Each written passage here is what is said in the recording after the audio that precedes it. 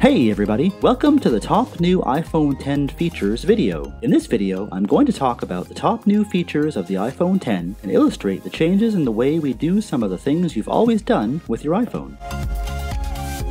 So first, let's talk about the iPhone 10's all-new glass design. It's very pretty and looks quite premium, but of course, it's not going to be as rugged as the aluminum designs of the past. But it was necessary for Apple to make this change, so we could now have something our Android friends have had for quite a while: wireless charging. Of course, this new feature is not exclusive to the iPhone 10. It's also available on the iPhone 8 and 8 Plus, but it sure is handy. Now let's talk about the elephant in the room. Face ID, which I'm sure you've all heard about by now, is a new replacement for Touch ID. It's supposed to be more secure and is pretty fast. In my own use, I've found it to be the same speed as using Touch ID on my old iPhone 6S. You can just pick up the iPhone 10 and swipe up without really thinking about unlocking it at all in one motion, and I find it unlocks with the same reliability as Touch ID did. Another new feature of the iPhone 10 that ends up being a really nice touch is a new larger 5.8-inch OLED Super Retina display. It supports a wider color gamut and has a touch layer sampling rate of 120Hz, which makes it super responsive. Now with this display, the iPhone 10 supports HDR video playback, creating an even more immersive experience when watching movies on your iPhone. Also, because it's OLED, iPhone 10 now offers tap-to-wake technology, so you don't have to press a physical button first to wake the iPhone. This has also led to some new 3D touch shortcuts on the lock screen for the flashlight and camera. I think that's been a great idea. I just hope we have the ability to customize those in the future, as I love the flashlight one, but feel the camera shortcut is a waste, as you just need to swipe left to activate the camera anyway. But I think this feature has a very promising future.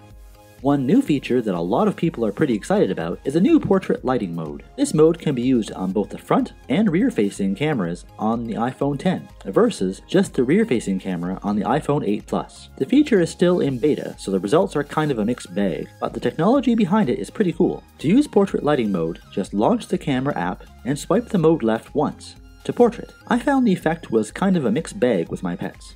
And while we're talking about the camera, the other new feature that's exclusive to the iPhone 10 is the Animojis. The front-facing true-depth camera on your iPhone 10 analyzes your facial expressions and mirrors those expressions in a dozen different Animoji in the Messages app. You can create your own Animoji and share it with anyone using any iOS device, Mac, or smartphone. To create an Animoji, just open the Messages app and then choose the Animoji Messages app inside it. You can peruse the available Animoji by scrolling through the column on the left, or you can bring up the Animoji option in full screen by pressing the gray arrow. Once you've decided on which one to use, you just look straight at your iPhone 10 to make sure your face is in the frame and press record to start recording. You can record up to a 10-second message to send. You can also create Animoji stickers by tapping the Animoji when you like how it looks. Some people have even been using the iOS 11 built in-screen recording feature to record longer Animojis, such as Animoji Karaoke.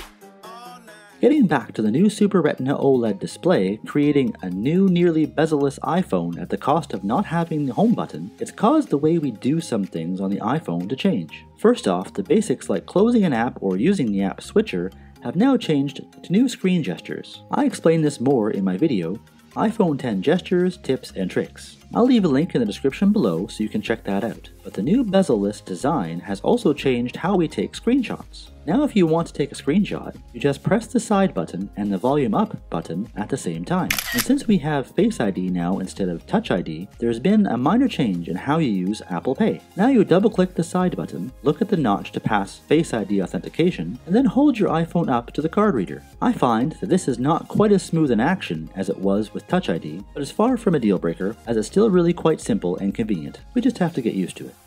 The last new iPhone 10 feature I want to discuss is the new rear-facing dual-lens camera with both lenses featuring optical image stabilization. It's really quite an amazing camera, especially for video. It's capable of 4K at 60 frames per second and slow-mo of 1080p at 240 frames per second. That slow-mo is especially amazing as it's a first with those specs in a camera phone, and up until recently, 1080p at 240 frames per second has only been available in pro video devices. Well everybody, that was what I find to be the top iPhone 10 features. Did I miss a new feature you think I should have mentioned? If so, let me know in the comments below. If you enjoyed this video, or found it helpful, why don't you give it a thumbs up? And while you're down there, don't forget to subscribe to the channel for more tech videos, including tech how-tos, every week. As always, thanks for watching, and we'll see you in the next one.